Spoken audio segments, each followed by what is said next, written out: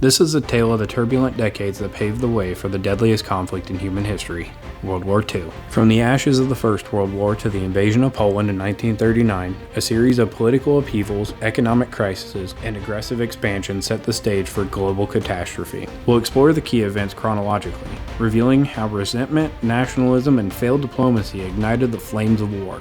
Let's begin at the end of the Great War. In 1919, the Treaty of Versailles officially ended World War I, imposing harsh penalties on Germany. The defeated nation was forced to accept full blame for the war, pay massive reparations amounting to billions in gold mark, cede territories like Alsace-Lorraine to France, and drastically reduce its military to just 100,000 troops with no air force or submarine.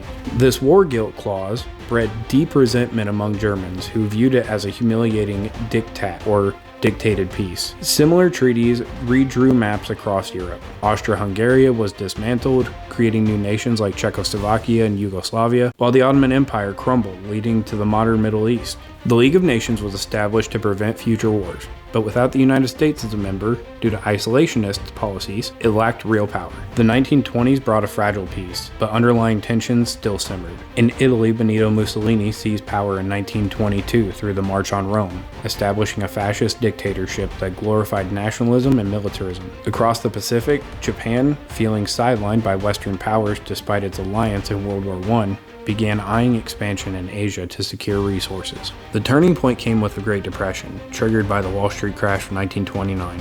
Economies worldwide collapsed. Unemployment soared to 30% in Germany, hyperinflation wiped out savings, and trade barriers like the U.S. Smoot-Hawley tariff exacerbated the crisis. Desperate populations turned to extremist leaders promising revival. In Germany, Adolf Hitler and the Nazi Party capitalized on this chaos. Hitler, a World War I veteran embittered by defeat, had attempted a failed coup in 1923. But by 1933, amid economic despair, he was appointed chancellor. Within months, the Reichstag fire enabled him to suspend civil liberties, consolidate power, and transform Germany into a totalitarian state under the Führer principle. Hitler's ideology, outlined in his 1925 book Mein Kampf, emphasized Aryan supremacy, anti-Semitism, and the need for Lebensraum, living space, for Germans in the East. He began rearming Germany in secret, defying Versailles. In 1935, he openly announced conscription and the creation of the Luftwaffe Air Force. The League of Nations condemned this but took no action, emboldening the aggressors.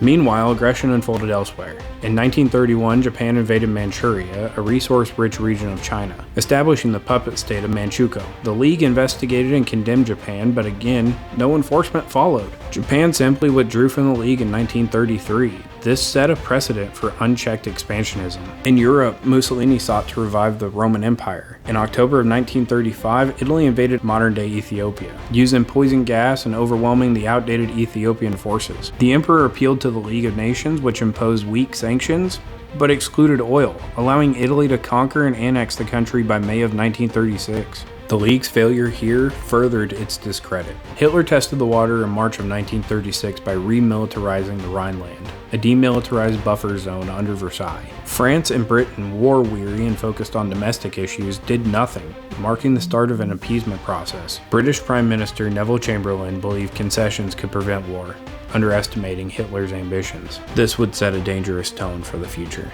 Alliances began forming. In October of 1936, Germany and Italy signed the Rome-Berlin Axis, a pact of mutual support. Japan joined in November with the Anti-Comintern Pact, aimed against the Soviet Union. These Axis powers shared fascist ideologies and expansionist goals. The Spanish Civil War from 1936 to 1939 essentially served as a dress rehearsal for World War II. Nationalist forces under General Francisco Franco, backed by German and Italian troops and aircraft, fought the Republic government supported by the Soviets and international volunteers. The Germans tested new weapons like the bombing of Guernica in 1937, which inspired Pablo Picasso's famous painting. Franco's victory in 1939 aligned Spain loosely with the Axis, though it remained neutral in the coming war. Asia escalated in 1937 when Japan launched a full-scale invasion of China, marking the start of the Second Sino-Japanese War. The infamous Rape of Nanking in 1937 saw Japanese troops massacre up to 300,000 civilians. The US and Britain protested but avoided direct intervention, focusing on isolationism. Back in Europe, Hitler's expansion accelerated. In March of 1938, he orchestrated the Anschluss, the annexation of Austria, uniting it with Germany in violation of Versailles.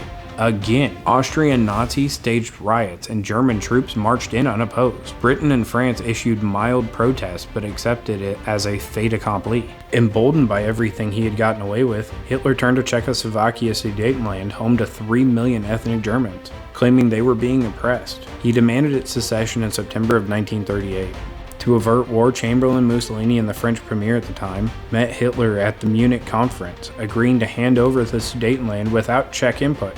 Chamberlain returned to Britain, waiving the agreement, famously declaring, "Peace for our time," but this appeasement only whetted Hitler's appetite. 6 months later, in March 1939, Germany invaded and dismantled the rest of Czechoslovakia, annexing Bohemia and Moravia, while Slovakia became a puppet state.